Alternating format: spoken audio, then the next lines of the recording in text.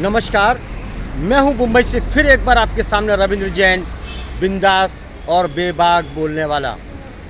राजनीति में इतनी गंदगी फैल चुकी है कि नोट और वोट की खातिर ये सीट पर चिपक जाते हैं और सीट पर चिपकने के बाद ये छोड़ने का नाम नहीं लेते।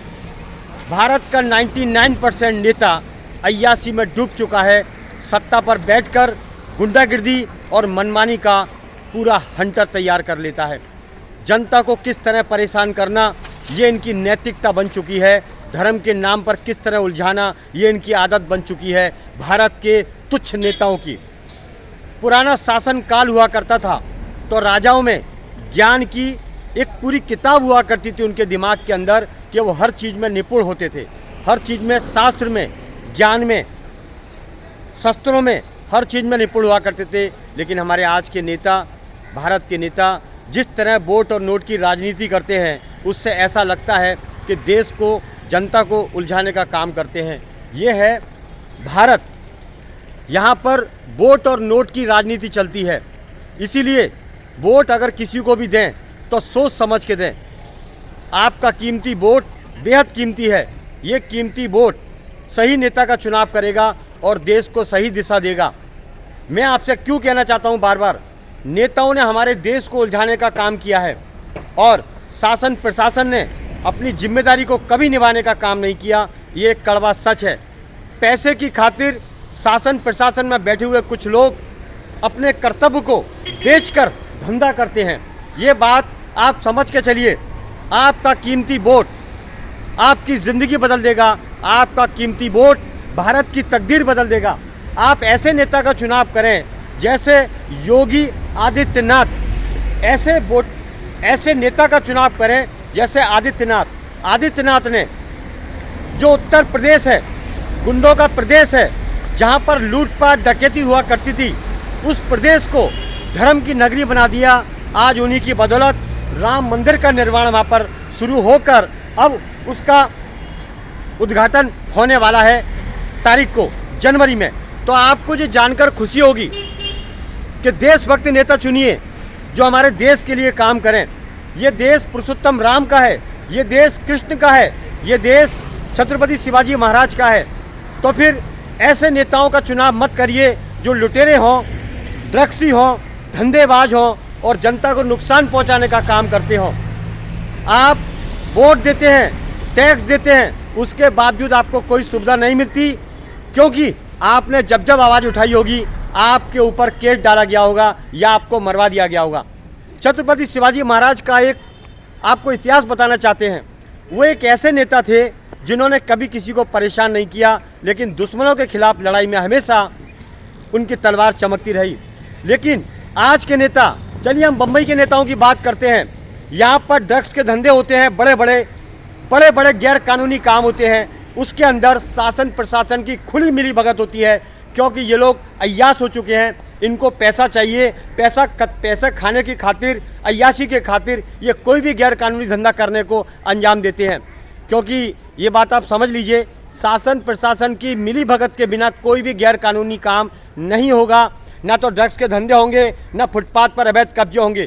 वसूली करने में नेता और शासन प्रशासन के लोग मिले हुए रहते हैं और फुल अय्याशी करते हैं, बोतलों में झूमते हैं और रात को पड़े रहते हैं। ये बात हम क्यों बोलना चाहते हैं? आप एकजुट हो जाइए, आवाज़ उठाइए और कलम का एक साधन लीजिए, कलम चलाइए अपनी, क्योंकि ये बात हर नेता जानता है ऊपर से नीचे तक, लेकिन सबके पास हफ्ता पहुंचता है, माल पहुंचता है। हमारे देश के अंदर इतना पैसा होने के बावजूद ये नेता, सरकारी डिपार्टमेंट जो भी हो, इनके अंदर कुछ ऐसे भिखारी लोग बैठे हुए हैं जो वसूली के बिना काम नहीं करते।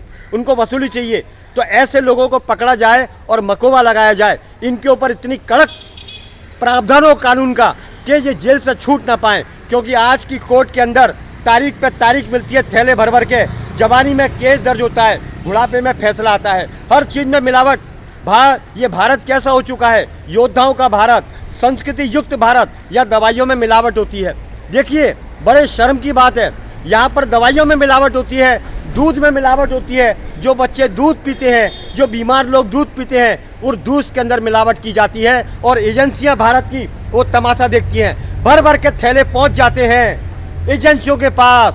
इसीलिए कोई जांच नहीं होती। मिलावट का खुला धंधा होता है मुंबई के अंदर। चलो मुंबई की बात करते हैं, मैं बम्बई में रहता हूँ। मिलावट का खुला धंधा शासन प्रशासन की आंखों के नीचे होता है। गैर कानूनी काम जो होते हैं वो शासन प्रशासन की मिलीभगत से होते हैं। ये एक कड़वा सच है। इसकी आखिर जांच करेगा कौन? क्योंकि ऊपर से नीचे तक थैले भर भर के पहुंचते हैं। हमारे देश के सबसे ज़्यादा गद्दार लोग शासन प्रशासन के अंदर बैठे हैं। इनको फांसी होनी चाहिए पकड़े जाने के ऊपर। नशे के खुले धंधे, आम जनता, नई नौजवान पीढ़ी वो खराब हो चुकी है, उसको खराब किया जाता है। नशा दे दे के उसको ड्रग्सी बना दिया जाता है, क्योंकि ये नेता नहीं चाहता कि भारत की जनता समझदार बने और भारत की जनता बुद्धिमान रहे, भारत की जनता स्वस्थ रहे।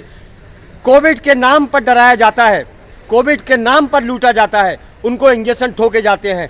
आप देखिए, हॉस्पिटल में जाइए, एक बार हॉस्पिटल में अगर आप एडमिट हो गए, उल्टा सीधा तरीके से उसको बीमार बताया जाएगा, वहाँ लंबे लंबे बिल बनाए जाएंगे और उसकी ज़िंदगी, उसके घर बार को बिका दिया जाएगा।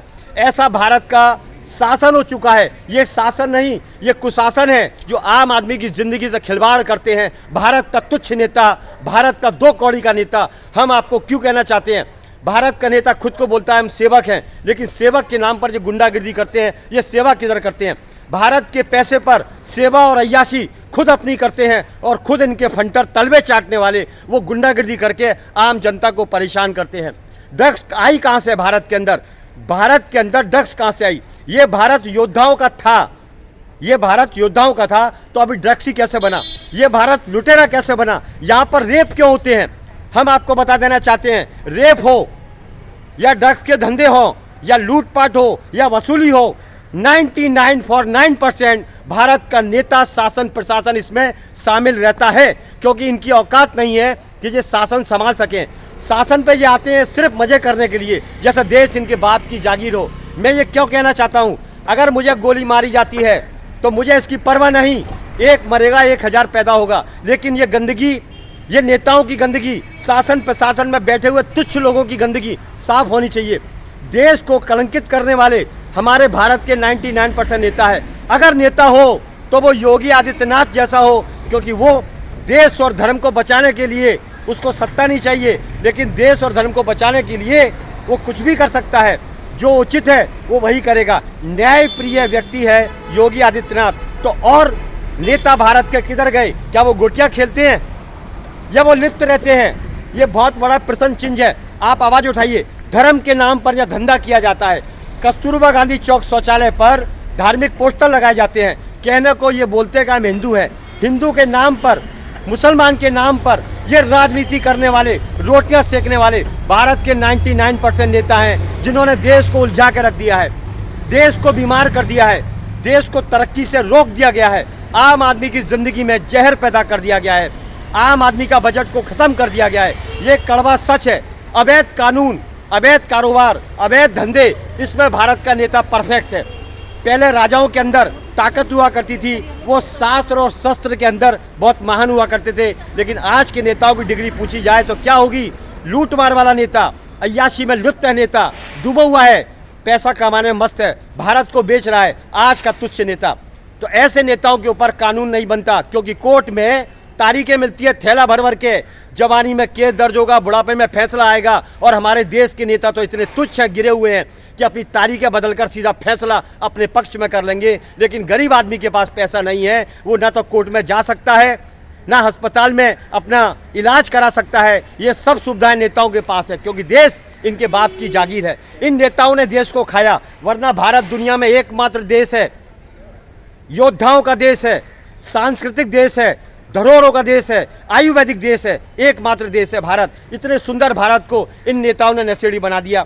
मैं देश की जनता से कहना चाहता हूँ, अगर पढ़े लिखे लोग हो और आपके अंदर दिमाग है तो आप बहुत ध्यान रखें, वरना ये आपको भी भीख मंगवा देंगे, आपका पैसा खाकर आपको ही उलझा देंगे। चलिए, इतना ही काफ़ी है। मैं हूँ मुंबई से, देश और जनता के हित में सदैव तत्पर बात करने वाला रविंद्र जैन। जय हिंद।